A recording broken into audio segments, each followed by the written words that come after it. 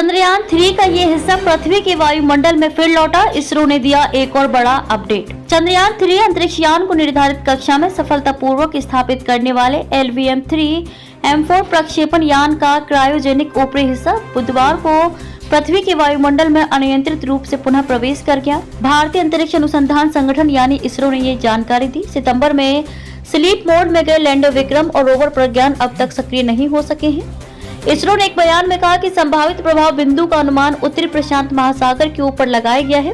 अंतिम ground track किसी ग्रह की सतह पर किसी विमान या उपग्रह के प्रक्षेप पथ के ठीक नीचे का पथ भारत के ऊपर से नहीं गुजरा। इसरो ने बताया कि यह रॉकेट बॉडी LVM-3M4 प्रक्षेपण यान का हिस्सा थी। यह अंतर्राष्ट्रीय समयानुसार दोपहर 2:42 के आसपास पृथ्वी के वायुमंडल में पुनः प्रवेश कर गया। इसरो ने कहा कि रॉकेट बॉडी का पुनः प्रवेश इसके लॉन्च के 124 दिनों के भीतर हुआ, जब भारत ने रचा इतिहास। 14 जुलाई 2023 को आंध्र प्रदेश के श्रीहरिकोटा से लॉन्च हुए चंद्रयान 3 ने 23 अगस्त को चांद के दक्षिणी ध्रुव पर सफलतापूर्वक लैंडिंग कर ली थी। भारत चांद पर पहुंचने वाला दुनिया का चौथा और साउथ पोल पर लैंडिंग करने वाला पहला देश बन गया था। इसके बाद करीब 14 दिनों चांद पर एक दिन में कई अहम जानकारियां जुटाई। सो रहे हैं विक्रम और प्रज्ञान। 2 सितंबर को स्लीप मोड में गए विक्रम लैंडर अब तक लंबी नींद में है। हालांकि इसरो भी लगातार कोशिश में है, लेकिन लैंडर और रोवर को अब तक दोबारा शुरू नहीं किया जा सका है। दरअसल लैंडर और रोवर को पृथ्वी के 14 दिनों के हिसाब से ही तैयार किया गया था।